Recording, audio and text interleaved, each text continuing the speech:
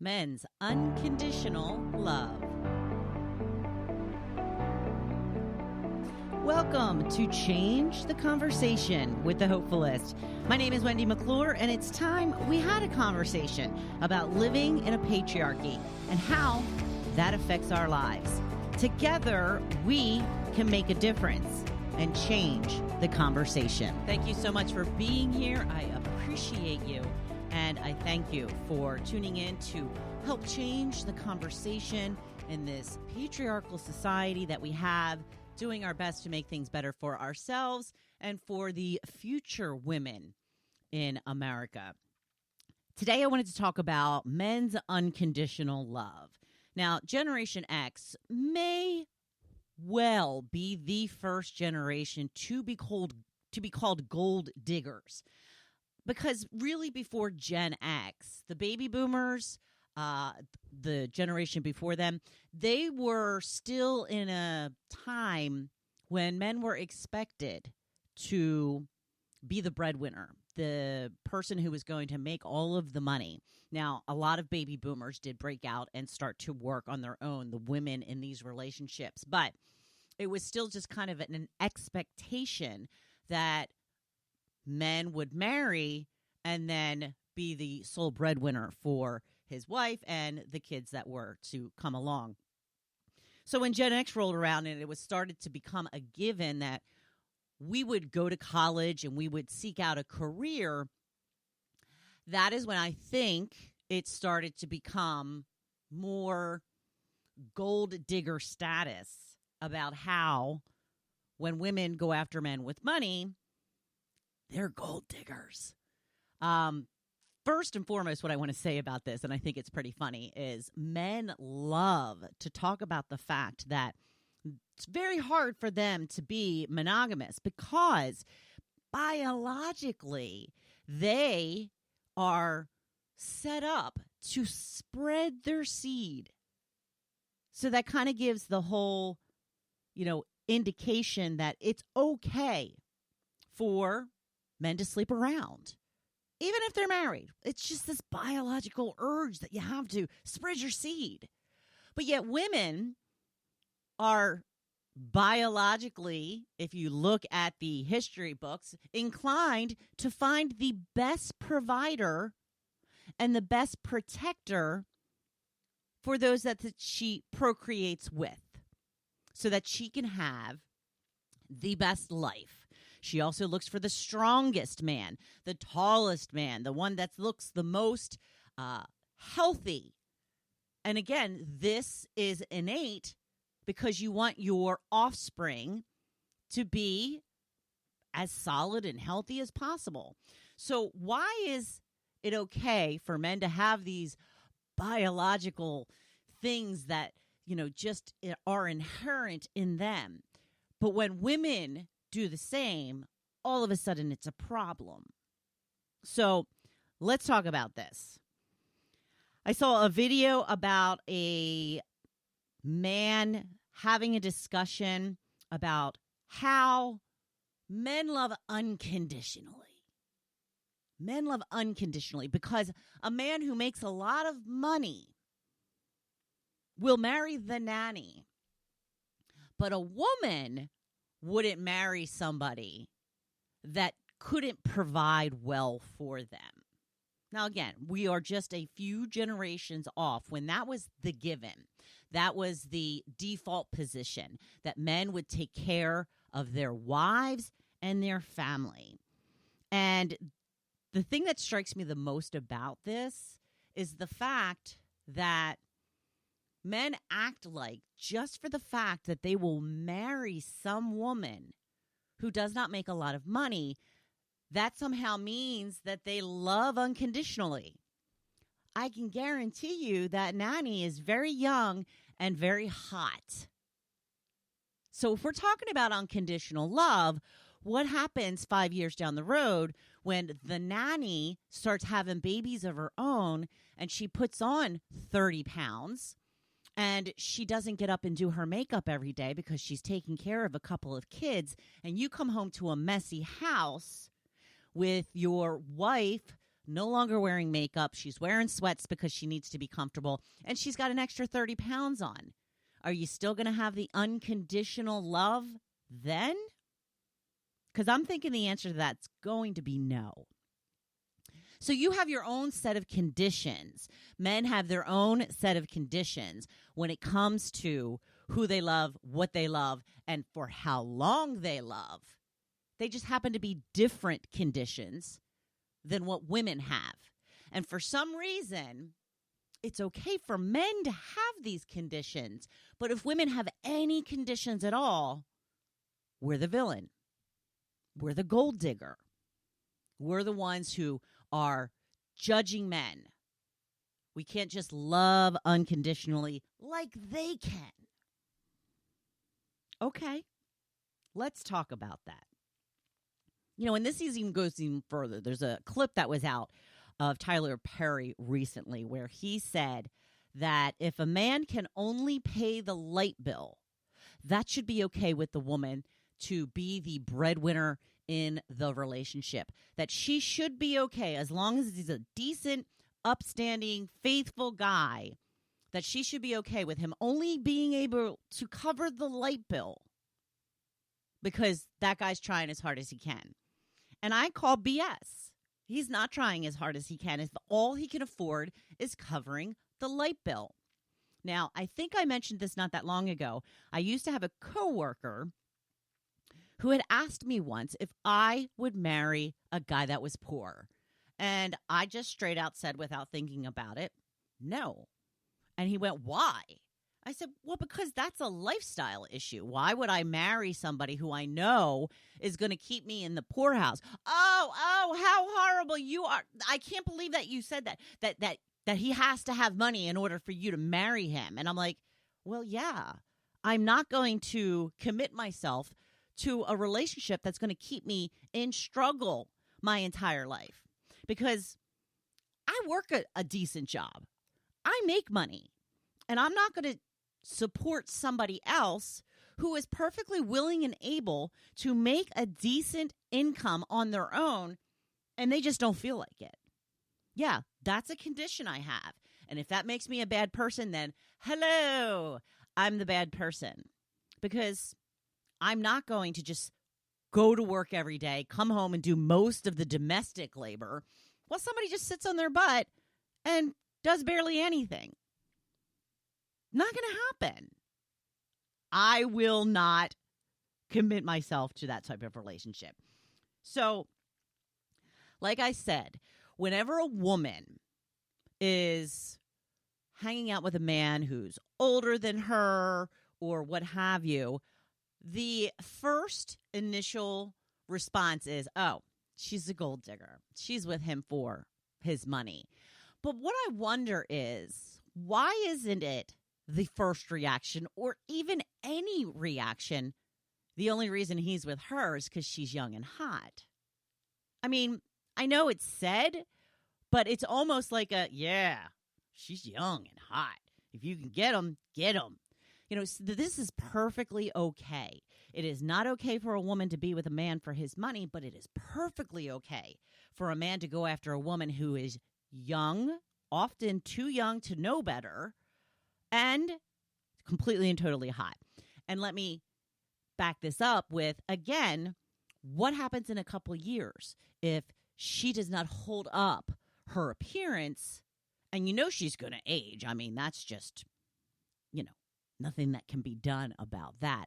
And that's oftentimes why you see men in these midlife crises that trade in their wives, their first wives, for a newer model because the younger women don't have the wisdom that us older women have, and they can probably, again, not all men, it's not the case all the time, but generally they can still manipulate them. They can still get them to do everything that they want them to do and have these high expectations of them. So when it comes to conditions and conditional love, men have just as many conditions, if not more so, than women. And what's even worse is a lot of men, when faced with a situation of their partner becoming sick, oftentimes they will leave the relationship in order to avoid this whole tragic, traumatic experience that they're going to have to go through to stay by the side of the woman that they married. Now, a study showed that men were 7 times more likely to leave their partner than the other way around if one of them got brain cancer. This is a particular study on that. 7 times more likely to leave if their female partner got brain cancer. So this is the unconditional love they're trying to convince us that they have. Again, they have plenty of conditions. They're just different conditions where, there is constant work that is to be expected from women, regardless of the fact that they're going through life-altering and, in some cases, diseases that will end their lives. One woman says that gendered expectations, when it comes to men and women willing to accept what it means to be a caregiver, there's a big, huge double standard. This woman, Meredith, says, my mother would not even bother to call my brother to ask him to do anything. She didn't want to bother him and would say that, oh, he's not good at this stuff. So this is a myth that women are better at certain roles or that men are incapable of the tasks required to do them well. Like, he can't see dirt. Yes, he can. What makes a man's eyes different from a woman's? That women can see dirt and men can't. These are the things that are used to justify the unequal division of labor within a relationship. And so the unequal distribution of work continues even after somebody is diagnosed with a terminal illness. Now, people often say, and I say this myself, well, we do what works for our family. It just happens to be unequal here. And I say that. I have said on this podcast, my husband works a lot more hours than I do. He has a very long commute, and I'm willing to pick up the slack. And I still am. I'm not saying that I'm not going to continue to do that, but that's exactly what I say, that we do what works for our family. Now, for this woman's mother, caregiving was women's work. That much she said on her own. And when it came to her partner who bailed on her, he just wasn't willing to do it. He literally sent her a text message saying, yeah, I don't think I can handle all of this. So research consistently shows that this work, housework, caregiving, is much less appreciated when women do it. It's just seen as what women do, what they've always done, even if it's a little more heightened when someone is sick. Men, on the other hand, are appreciated for caregiving and are more easily let off the hook when they decide that it's too much. Their family members notice the work that they're doing and they will chip in. And if they decide to leave that relationship, their family members will make excuses. To say that men benefit hugely from female caregiving is born out of research. Now, men tend to suffer a lot more from widowhood, partly because they gain more support from marriage than women do. When his partner dies, he is more likely to seek out another relationship where women are more likely to avoid marriage. And I know this is true because I remember it from all of my life when I've always said, I thought of it so differently back then. Because, again, I had all of the internalized misogyny and society had me fooled completely. I always thought that when somebody got divorced, it saddened me that the men always got remarried first. I always thought, oh, that means the woman can't find somebody else. That's what I thought. That's what I was afraid of. Turns out the women don't want to get married again. They know what is expected of them, and it is often too much. And they would just like to take a little rest and maybe catch their breath for a couple of years. So I apologize to all of the women for my very wrong and backward thinking when it comes to this.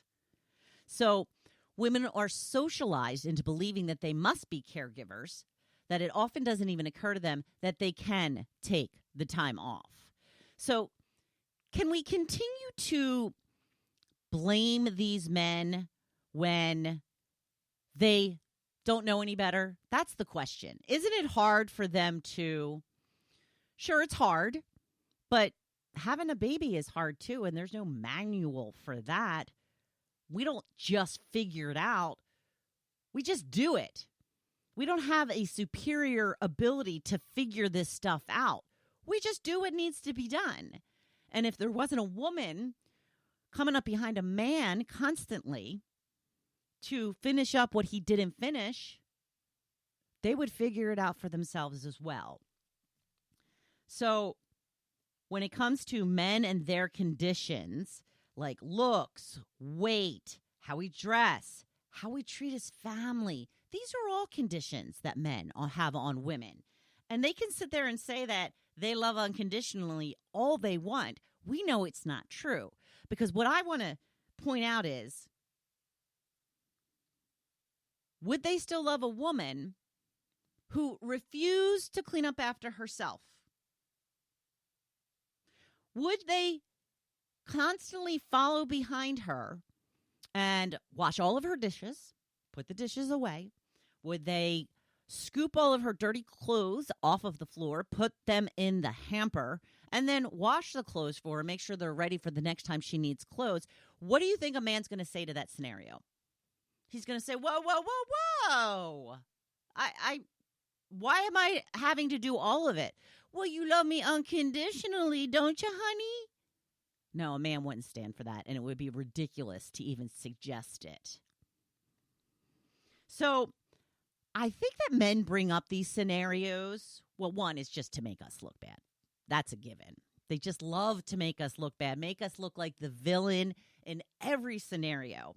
But it's also, I think, a way to take pressure off themselves. We've talked about the 3 Ps before.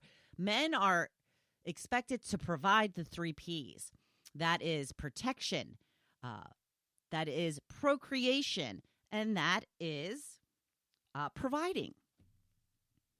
And if they don't have to provide, which a lot of them are not solely providing anymore now anyway, now they're having it split, or at least part of it is coming in from the woman.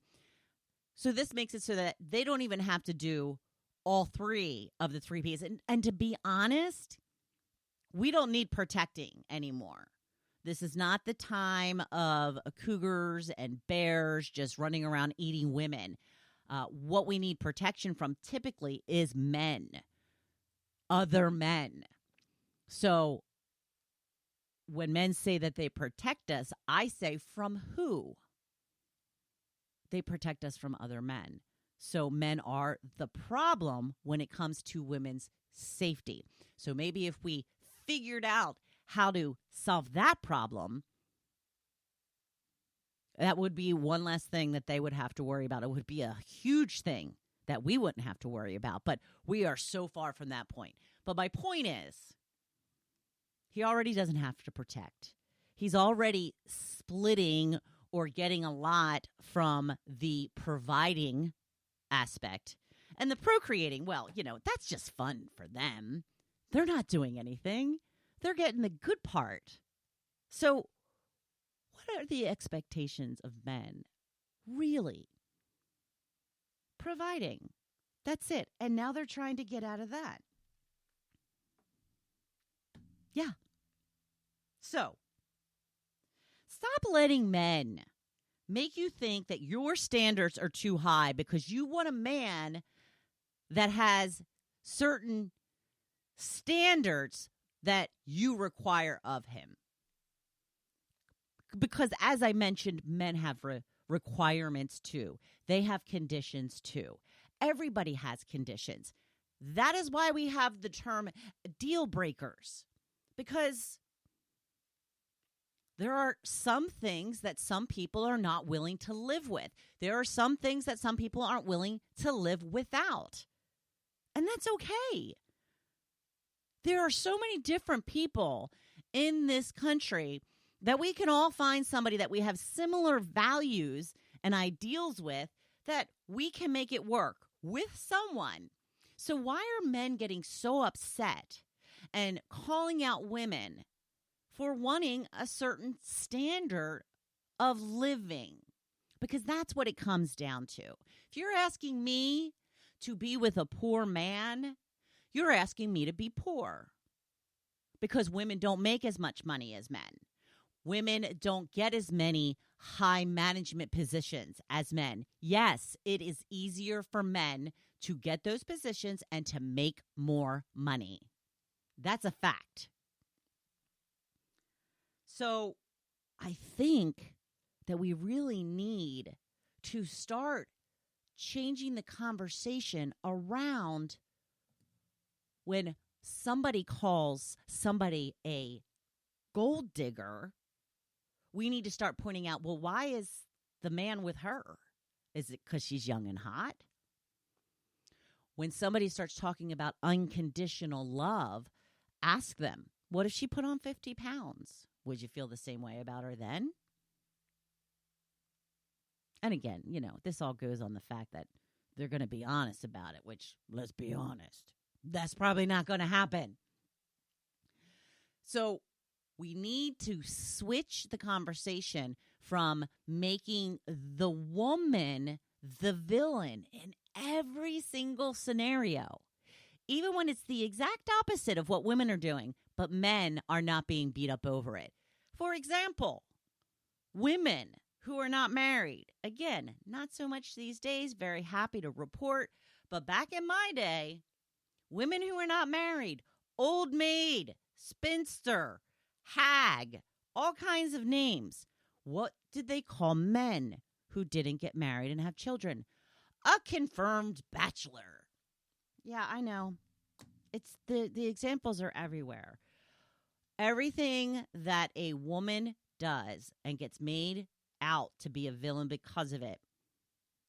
The flip side of that, when it comes to men, somehow is not only okay, but usually complimentary.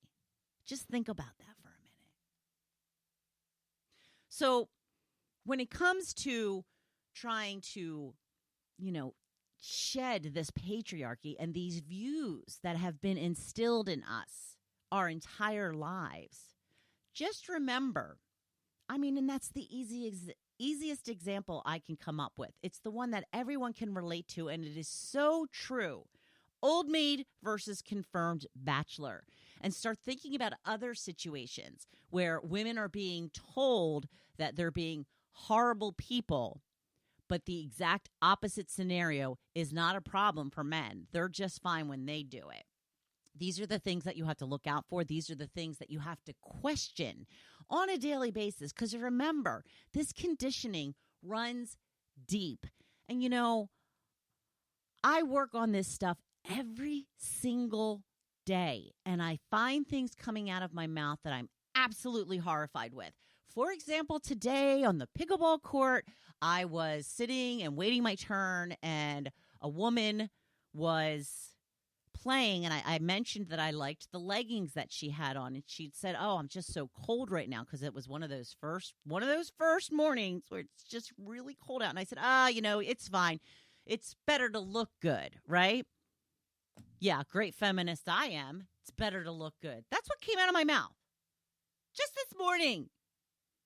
I'm very disappointed in myself, but I will make mistakes because I've had 50 years of conditioning, and that is not going to change overnight.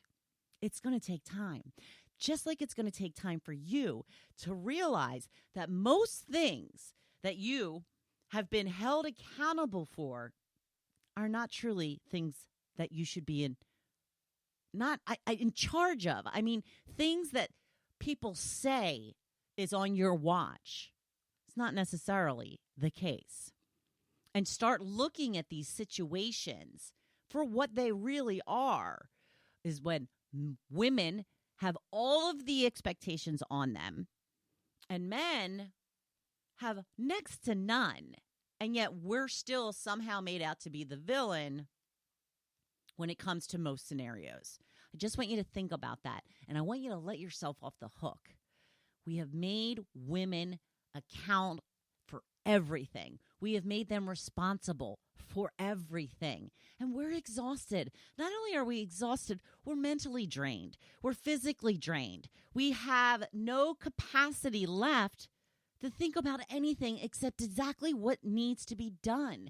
We can't think about our dreams and our hopes and our desires. Who has time for that? There's too much to do with keeping the house in order, going to work, getting the kids where they need to go, making sure everybody's fed, making sure that all the clothes are cleaned. We are exhausted. It's too much. And this is when we need to change. This is when we need to start stepping up and saying, I am not going to do this all myself anymore. I'm just not going to. And that is okay. You are allowed to do that. And if people have a problem with it, then skip a week or two of doing laundry and they'll figure out that they need to figure it out. They need to get it done. Just like you had to. Just like you had to learn. That's the way life goes. It's a learning experience. And the more learning you have, the more growth you will have, and the better person you will be. If any of today's episode resonated with you, I urge you to share it with somebody that you know. Please make sure that you like, follow, and subscribe to this podcast. It is completely free. You will never be charged anything. And spread the word about Change the Conversation with the Hopefulist. I am really trying hard to make things better for our generation, Gen X, as well as all of the generations coming up behind us. If you would like to dig more into this, stripping away all of the patriarchal beliefs and conditioning that we've had our entire lives, please reach out. Please go to my website at hopefulist.com and we can have a conversation about a coaching program that helps you strip away all of the things that have been expected of you over your entire life and how you can move forward feeling differently, being different, and feeling a whole heck of a lot better about yourself. So, when it comes to the website, again, hopefulist.com, and I appreciate you. I thank you for being here. And I want you to go out there this week and be a total badass. Thank you for joining me in this conversation. Together, we are better. Please visit my website at hopefulist.com and remember to hit that subscribe or follow button.